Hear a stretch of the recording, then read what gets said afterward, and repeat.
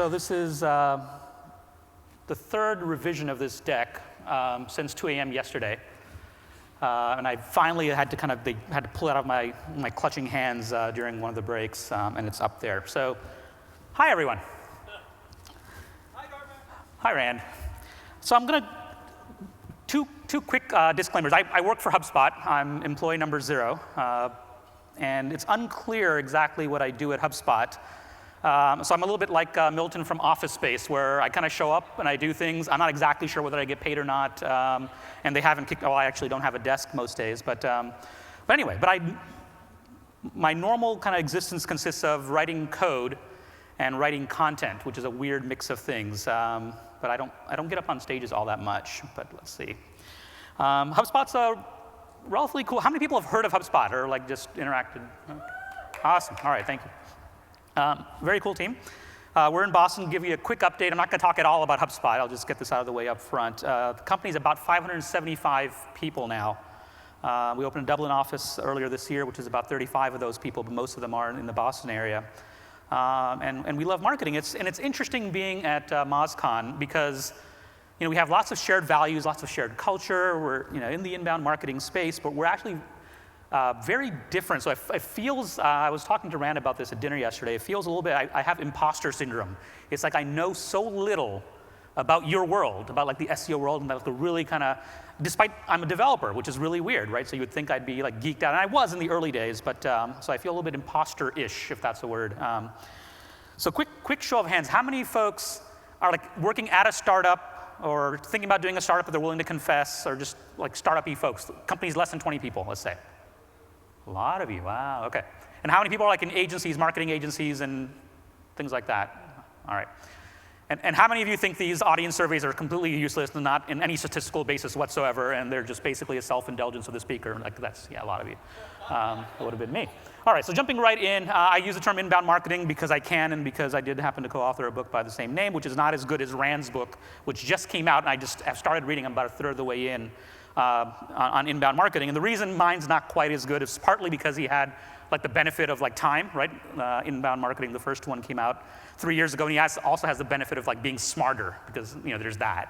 But by the way, I do get better, and I save some of the better like ranty kind of stuff for later. So if you're wondering, holy crap, this is late in the day, is he really going to be this bad the whole way through? And the answer is no. My curve actually goes up this way. Just so you know, in case you're worried. So confession.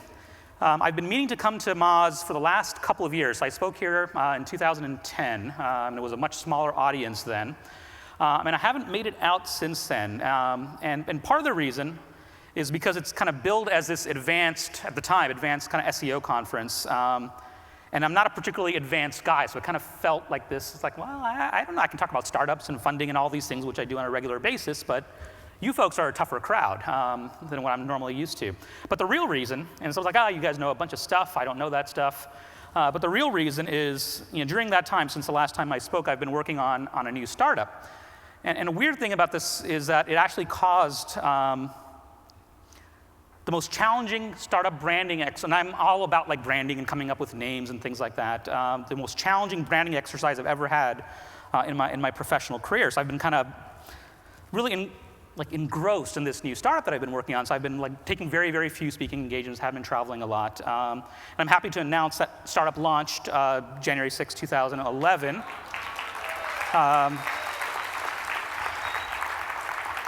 Pretty much on time, and like the usual early stage products, there's some bugs in the UX. It's not quite as smooth an experience as I had imagined, as it turns out. There's my co-founder. She's awesome, by the way, and CEO, as it turns out. So I still suck at being CEO. And yes, Sohan has his own handle on Twitter, of course, his first name, because he is the son of a marketer, as it turns out. For his 0th birthday, I got him sohan.com, the domain, which is kind of cool, and hopefully that'll remain cool by the time he gets older. Who knows? We don't know. And I want to talk about domains, and I'm passionate about domains, and the reason I'm passionate about domains is I'm from the startup world, and I've made now 41 investments in early stage companies, all tech companies, a lot of internet companies, and I think they and organizations generally underinvest in the domain name. They're like, well, I looked online and all the good names were taken, and so I came with Karnoodlepodel or something. It's like, dude, you're out trying to raise capital, you have some money, like spend some calories coming up with a brand and a domain to go with it.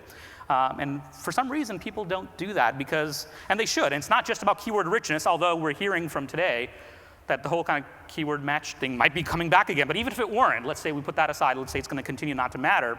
What does matter is this thing called processing fluency, which Rand actually had a great whiteboard Friday on, but I'd kind of been exposed to the concept before. And the idea here is the simpler you can make something, the more sticky it is, the easier people will kind of absorb it, right? It's like as we get marketing SOFITs, there are things that are weird, quirky hacks for processing fluency. Length is obviously one of them, like short, memorable things. Alliteration works really well. Rhyme works really well, things like that. And domain names are like, for the rest of your kind of marketing, web marketing history, you're going to have that domain name, and every single time you try to do anything, that domain name is going to come into play, right? So it's an asset that's going to continue to pay off over time, and yet we almost ignore it when we're first starting these companies or projects or launching an event or whatever it is. And I have a fair amount of experience. I don't have an experience with lots of SEO stuff, but I have experience with domain names, as it turns out, in this weird way. And I had a whole set of slides which I took out around how to buy a domain name. Because people, so one of those things, it's like buying a house. You don't do it all that often, but when you do it, it really counts. So I'm going to ask you this question before we do this. I'm going to go back. How many people are interested in a 3-minute talk? This is like the Choose Your Own Adventure on negotiating hacks when buying a domain name or trying to get a domain name from someone else. Okay. Bunch of you, let's do it. All right, I'm not going to put the slides back, but I can pretty much recall what the content is. So here's the deal, the mistake people make. So let's say you come up with this name, and it's a brilliant name, and then lo and behold, unsurprisingly, the domain name is taken, right? It happens all the time if you're trying to come up with a new brand, new name. And so you look up, you go to well, the first thing, and you guys wouldn't do this, but mere mortals, what they normally do is well, they visit the website on the domain. It's like, there's no website there, so it must be available. No. So you go to something like Domain Tools or do a Whois lookup, and you track down the person, and you have an email address, hopefully, to reach out. So I'm going to assume that you actually have this contact information. The most common response in that initial point of contact, which is also probably the wrongest response, is to send an email to that person and say, hey, I noticed you have inbound.com. We can use that example because I happen to own it. I noticed you happen to have, and this is actually a real story, I noticed you have inbound.com. Are you interested in selling it? That's wrong on many levels. The most important of which, the first thing you need to assume when you reach out to something like a domain name that's actually pretty good, something like an inbound.com, is that people that generally own domain names, they're not chumps. They're not losers. They're not naive. They're not rookies. On average, they are not. So do not assume that. So what ends up happening, and I get these emails every week. So, oh, I'm curious. Are you? And my default response is no. And so what you need to do is in that initial kind of, there's a couple things you want to do, right? If your objective is to buy this domain, the very first thing is you need to be able to make contact and get them to respond. Period. Because then there's no negotiation. If you go into a black hole or whatever and the person never responds, you won't even know whether there was a person at the end of the thing. So your very first step is to get them to respond. And the way to get them to respond is not, oh, I'm going to send them an email from my Gmail address because I don't want them to know that I work for XYZ company that just raised $5 million or whatever, because then they're going to jack the price up and expect more money or whatever, and you're already negotiating and there's no negotiation that's begun yet, and you've already lost because they're not going to respond to you in most cases. So the right first step is to make that initial contact and come up with a reasonable, credible offer and say, hey, I noticed you have such and such for sale. I have a project going on for which this would be a great domain, and I would like to offer you $10,000 or whatever the number is. And there's math around how you would actually come up with a number, but let's just say let's say inbound.com are worth $100,000 or whatever. That might be your opening bid. And you can say, and we can use escrow.com. You can make it easy for the seller and make it real. It's like, I have a specific project in mind. Yours is a good domain name, and don't try and beat them down and say, oh, well, get that initial reaction. And if you get the number right, you will get some reaction because a domain usually is for sale. Usually is for sale. They just think you're a chump if you're just like, I'm curious or whatever. Anyway, after that, once you have the initial contact, which you will normally get, This is the other mistake people make. So you have to make a decision in your head that you want this domain name, and here's how much you're willing to pay for it. And then success is getting that domain name for something less than the price you're willing to pay. Failure is not getting the domain name. Success is not getting it for the cheapest price possible if you risk not getting the domain name in the first place, right? So you need to have that kind of objective in mind. And as you go back and forth, make it easy, make it credible, do all the things that don't feel natural, which is be authentic, talk about the company you represent, and have, this is the most important thing, they have scarcity built in because there's only one of those domain names, the .com, hopefully it's a .com that you're trying to get. And so they have leverage. There's only one of those. You have to kind of balance out that particular leverage they have with some scarcity of your own. I have this project for which we have some budget, for which I'm considering several domain names. I like yours the best. Hence, I'm offering you $10,000, $25,000, whatever the number is. But try to kind of get the thing moving. But most domain name purchases fail at the very first step because you're essentially negotiating against a ghost, and you never hear back, and you go through the rest of your life wondering whether that domain was viable or not. That's my short rant on domain names. And as you will notice as we go through this, I'm not the master of segues. So we're going to talk about something other than domain names now. So it has it's the complete opposite of domain names. No, it's not. That's the tie. So we're going to talk about this weird Quora thing, and this required a little bit of detective work, so it was kind of fun. So I started with this question I posted on Quora, and the question was, what are the coolest startup culture hacks you've heard of? Like, what are the kinds of quirky things that your company does or a company you've heard of does that are kind of, and this was not a random question. I was interested in this particular topic. We were working on culture at HubSpot. So I put it out there, and I did not put all those tags there. We'll talk about that in a little while. And one of the responses was from this guy named Johnny Miller. And it was a nice response. It wasn't this nice the original time I came across it, which is OK. Like I noticed, like, oh, nice response. Nice for him to kind of jump in on this thread. And then the question had gotten some traction, so no biggie. Life went on. I spent time with my son on Father's Day. And then I get this other email from Quora that says, Johnny Miller promoted your question to 200 people on Quora. It turns out Quora has this economy. You earn credits, and then you can use those credits that you kind of earn based on your participation to promote specific questions to the Quora community. So you can get more people kind of driven to this particular. This is not his question, mind you. It's my question. It's like, oh, awesome, Johnny Miller. No biggie. So I go pose for a fake shot of me working at HubSpot, which is not my computer, not my desk. I don't wear shirts at HubSpot, as it turns out. But then a few days later, I get this email again that says, oh, Johnny Miller promoted your question. I'm like, OK. Every few days, I would get this email from Quora that says, Johnny Miller promoted your question to 200 people, 80 people, 60 people, 50 people, whatever. Like, what the crap is going on, right? So I did a very tough interrogation of this Johnny character, I sent him an email. I'm like, dude, what's up? And this is Johnny in the middle there. And as it turns out, complete weird twist, random fate is like Maptia, which is very obvious because it's on their shirts. Yay for t-shirt branding for startups. The Seattle area company. So I asked Johnny, like, what the hell? Like, what's going on?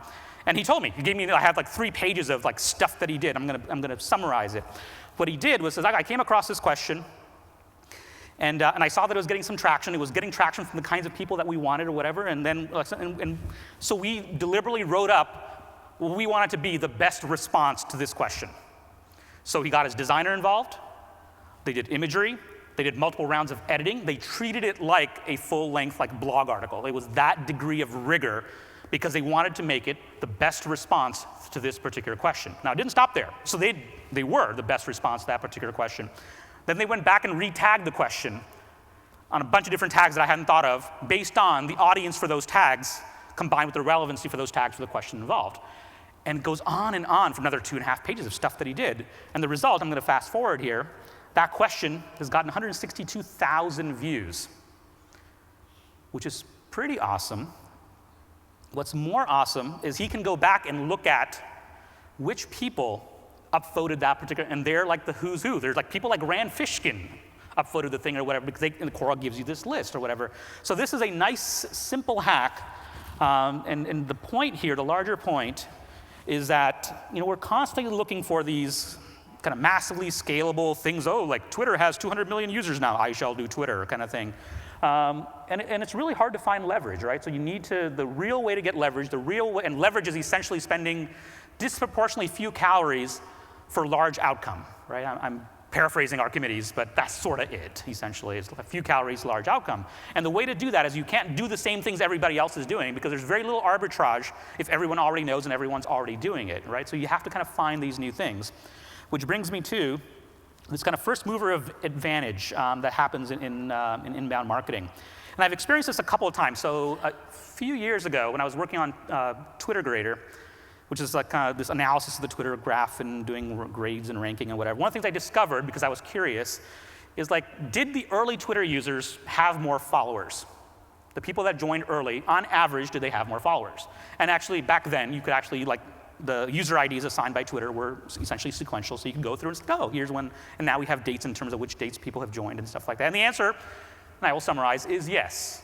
People that joined early. Now, that could be complete correlation, right? It's like, oh, they just happen to be savvy people that joined early because they were smart enough to do it, so on and so forth. But I have this kind of ancillary theory around that kind of same first mover advantage, which is, especially on tech platforms and networks and things like that. And I'm going to walk you through LinkedIn and some of the recent developments that have happened on LinkedIn because it's super, super important.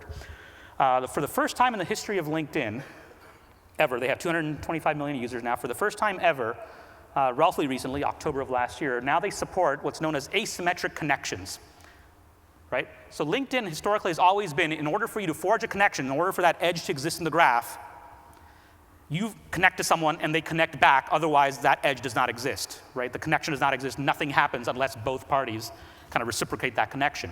For the first time ever in October, and they've talked about this before, they have asymmetric kind of following now for a small sample of users. That was the biggest development in my mind. So now you can actually follow certain people on LinkedIn, similar to how you'd follow them on Twitter, or now Facebook does this too. And what's interesting, so they picked, in the first batch, there were about 125, 150 people, and they called them influencers. They actively went out and reached out to people that they wanted on the platform, and simultaneous, essentially, to this, oh, we're going to let people follow people, they moved from just writing a little status update to a full-fledged like blog content authoring system. So you could write full-fledged articles, essentially, on LinkedIn, like you would on Medium or WordPress or wherever. And it's a funny thing. So just to give you a sense for the platform, in my world, when I write a blog article, it does, well, 10,000, 15,000, 25,000 hits. That's a pretty good article. Like if I get to 10,000, I'm like, okay, something's right there, right? Normally I'd get like 2,000, 3,000. 10,000 is pretty good. 25,000 is great. I've had 27 posts on LinkedIn. The least amount of traffic I've gotten to those 27 posts is 10,000. The most amount of traffic I've gotten or hits that I've gotten is 1.1 million.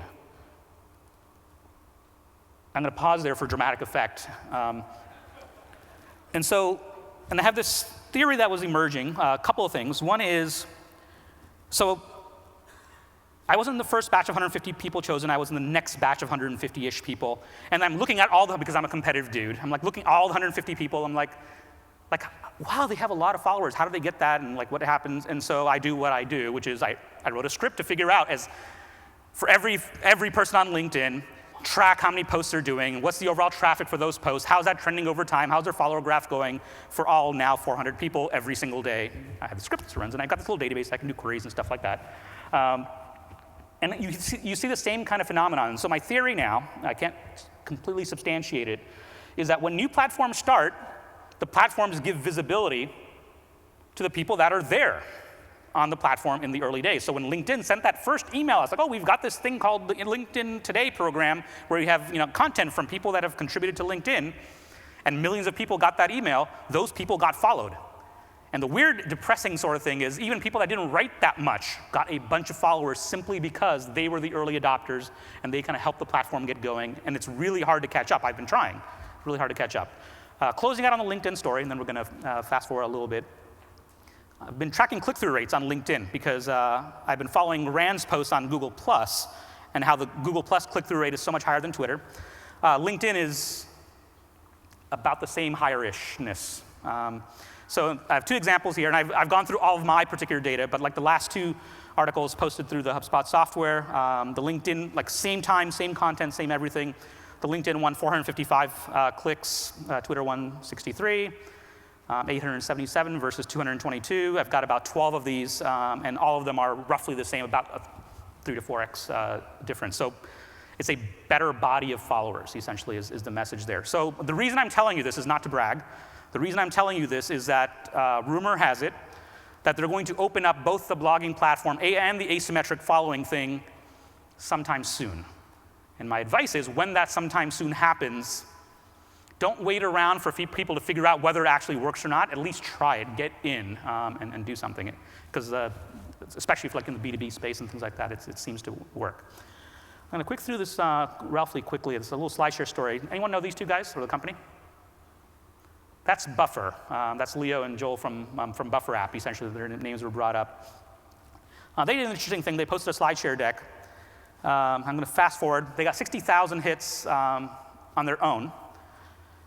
They actually got 150,000, but 90,000 of them came through my personal blog, so those don't count. But they got 60,000 just on their own for being good guys. But what was really interesting, though, is the deck that they posted was not something new that they created. The deck that they posted was something they already had as a part of their fundraising effort a year or two ago. Which brings me to my hypothesis here, which is the market values transparency not just because they trust you, is because when you open up content that's like giving them an inside peek at things or whatever, it tends to work remarkably well. So I was going through the Moz blog, the last 10 or 12 most popular posts from the right side widget. And funny enough, at least, and realize this is like late in the night, but the most popular one, going through, they're nice enough to obviously provide post analytics, was Ryan's article on their fundraising, which was the very kind of heartfelt, like, here's all our stuff, like just kind of open themselves up, and that's won 42,000 hits, even versus things that you would think would be like super popular, especially in the audience. So this transparency thing is not just a feel-good, people will trust us. Transparent and open content actually works. If you're looking for creative ways to get more people to your business, to your client sites or whatever, ask them what they can share with the world. And we have part of our cultural values at HubSpot is it can't just be transparent, it has to be uncomfortably transparent. Like it has to make someone in the organization uncomfortable to put that piece of content out there, otherwise it's not transparent or open enough, it's not remarkable. And Moz does an excellent job at this in terms of putting stuff out there. I'm going to spin through this. The most successful piece of content HubSpot has ever produced, in my mind, in 7 years, has nothing to do with marketing. It's opening our internal, what I call the operating system of HubSpot, our culture code, in terms of how we run the company and the things that we do. This is an internal deck, polished up and put online. 780,000 hits on SlideShare. It's one of the top, I think, 15 decks on SlideShare for the year. And it's funny because there's just this appetite around like culture and transparency and things like that. So now time check. All right, so I need to talk faster. I'm going to spin through metrics. You should measure what matters. This is an important point, but I'm going to skip past it anyway. I'm going to pause on this one because what's more important than measuring what matters is actually doing what matters. And like I think people too often, especially like the analytical types like us and me, it's like, oh, well, like I can't see it in the numbers or whatever. You don't always have to see it in the numbers. You really don't. Like some of the best things ever done, there was not objective analytical evidence before the fact that was like the thing that should be done or something like that. So it's okay just to do what matters, even though the numbers themselves might not bear it out. This is the crappy vanity metrics thing, which I'm going to defend mildly by saying this, which is vanity metrics have a purpose, or at least some utility, because they may cause people to do the right thing. So let's say you get a new client to start blogging, and the next day they get 15 Twitter followers to their new Twitter account. Well, we all know 15 Twitter followers, or Twitter followers generally, don't mean crap, right? Like they don't mean crap. They do mean crap if it causes that human to write more blog articles. That's the important thing. So vanity is a completely acceptable emotional behavior. If we can kind of tap into that and get people to do more of the right thing, they're not without value. Beyond that, now we're winding down. Rant time. Marketing still stinks, especially startup marketing, often quite embarrassing. Bad marketing is not zero return. It's like, no, it's not. I got no ROI. I got negative ROI. I dug my brand into a ditch. I keep going. This is the common startup founder thing. It's like, I'm just going to build a great product. Why do I need marketing? This is the growth thing. Funny meme. And I'm going to wind down here. I'm going to pause. There's a, because we're going to talk about microeconomics, and this is the part that lots of money is being spent. And here's the one. This is my 30-second-ish rant. I'm going to eat into question time now. My apologies. I shouldn't have done the domain thing. I should not have done the domain thing. I'm going to talk about engineers versus marketers briefly. So I'm going to posit to you that the world knows that engineers are not typists. Though they may spend a majority of their professional time sitting at a keyboard, as I do, they're not typists. That's not what they are. Engineers create things. They exercise judgment. And they work to kind of get leverage, right? The idea that the thing that keeps like software companies and engineers that work at software companies, the thing that makes them go, that gets them up in the morning is like, oh, I can write this one app, this one piece of code or whatever, and then 10,000, 100,000, a million people could use it, buy it, pay money or whatever, and that's an immense amount of leverage and it's very gratifying. Now, software development is not the only industry in which that exists. Book publishing, the same thing. I can write this book once, and if 1 million people buy it, awesome. I can make this movie once, and if 1 million people watch it, awesome. So engineers create things, exercise judgment, and work to get leverage. I would posit to you that marketers create things, exercise judgment, and work to get leverage. So why is it that engineers are paid so much more? Like I asked myself, like, why is that? And when marketing agencies are acquired, why is it that they're acquired for multiples so much lower than software companies? Average agency gets bought 1.5x, 2x times revenue. Software companies these days, 7, 8, 9, 10, 12x revenues. The really depressing part if you're an agency, like if you're an early stage startup, you don't even have to have revenues. We can have no revenues. It's like, I know, we'll multiply the number of engineers times $1 million. I'm not making this shit up, dudes. I am not, and dudettes, I am not. So the question is, well, why is that? And the answer is because we're too narrowly focused. And we're obsessed with tactics. And Avinash really kind of beat you over the head with this. And we're ignoring strategy, we're ignoring culture, we're ignoring the thing that makes for like market multiples and creates kind of greatness. And so I'm going to close out. I have 2.5 slides left. So good marketers, especially like in SEO where uses, it's a relative game, right? I look at the search results for whatever term I'm trying to target, and I just have to be better than the other crappy people in those search results, right? It's a relative game, has been for a while. The reality is the great marketers play an absolute game. They don't play a relative game. It's not, oh, I want to be marginally better than whoever's ranking right now. I want to be amazing. And that's the difference, essentially. It's like you need to strive for being amazing, not just being somewhat better than the crappy results that are there right now. So closing advice, just gonna let that stand. Reaction from most people when you talk about marketing is either that, like this, marketing, or this is like if you're at a cocktail party and you tell people what you do. It's like, oh, I work in marketing. That's one of their reactions is one of those two things. I want it to be this. By the time Sohan grows up, essentially, I want, like, when I get invited to, like, parents come in and it's like, my dad's a marketer, and he's awesome. That would be awesome. I think it's time, it's marketing's time to kind of have our day in the sun. I think it's long, long overdue. I know I have a biased opinion. I'm obviously preaching to the choir here, but we can make marketing a noble profession, and it historically hasn't been. Thanks for your time.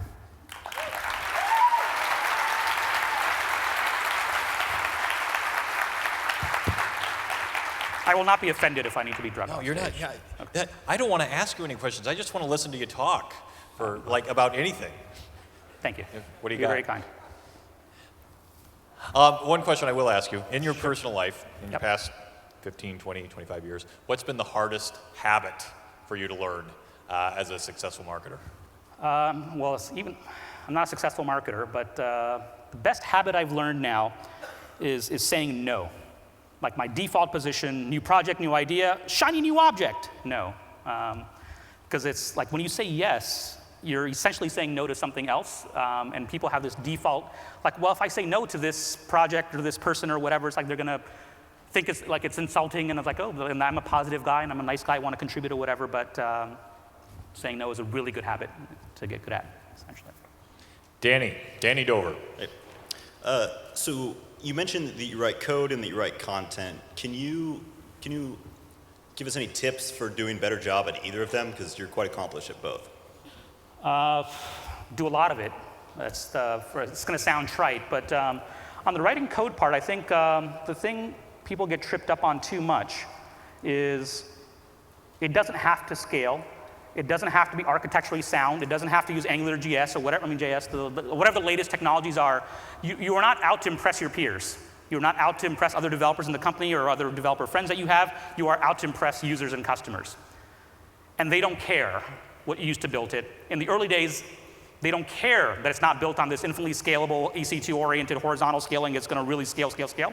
They don't care about that in the early days because you only have 5 users. So on the code stuff, write it. Don't worry about the customer. Maniacally focus on the customer and the user. And don't do premature optimizations. Very, very tempting. On the content side, just do it a lot, edit it a lot. And what works for me is I'm competitive by nature. Pick whatever metrics, vanity or otherwise, that kind of make you like, oh, I want to get more followers than this person. I want to get more traffic than this article. I want to do this stuff or whatever. It helps to kind of produce that content that way, essentially. Yeah. Last question of the day, Thomas. So, two of the case studies that I often give people are HubSpot and SEO Moz. Now, SEO Moz starts as a community, incredible content, but mostly on the blog. Not as well known for its other content, except for a few cases. HubSpot is like the total opposite. It's not well known for the blog. It's got a community, but it's really not well known for community. But your content, people fervently look for it. They want to grab it. And you have it behind a firewall. So could you compare and contrast and explain why you chose the content strategy that you use? Sure, I'm going to say a couple of things, both of them controversial. One is, so we made a mistake in the early days of HubSpot. And the mistake that we made is that we didn't have the balance between like brand and lead generation. Like there's all these trade-offs in marketing. One of the core ones is you have to decide, I have $10,000 budget or $1,000, whatever it is, how much are you going to spend, like literally trackable, we're in the B2B space, we're going to get leads as a result of this effort. And how much of it is purely, I want exposure, I want the brand to be known, it's like a brand play, right? I know that's an oversimplification. The mistake that we made is we were 100% on lead gen. Everything we did, every dollar we spent could be traced back to, we did this because we thought it would generate more leads. That's why we did it. That's why it's behind forums, that's why all that stuff. And we invest in the content that was the best at producing leads. So we did webinars, got good at them. So it's it's worked out well for us, I'm not complaining, but if I had to do it all over again, and if I would advise you guys, is come up, and it's not going to be rational because it's not going to be evidence-based in the early days, but come up with some portion of your kind of efforts that are not purely trackable lead gen, this is going to drive money in the door, and there's like this kind of brand side of it. I know that sounds like a bucket of kind of things you could do, but that would be one. But in a lot of regards, Moz and we've learned a lot. I could do an entire 4-hour talk on, because everything I've learned about inbound marketing I actually learned from Rand and Moz. I really have. That's not just to pander, because it's not in my nature to pander. Like they've done an exceptionally good job. But the only thing we've done, I think, maybe better is raise capital. We've raised a crap load of it. It's $100 million in so far. But yeah. Thanks for your time. I'll be hanging out all week, pretty much.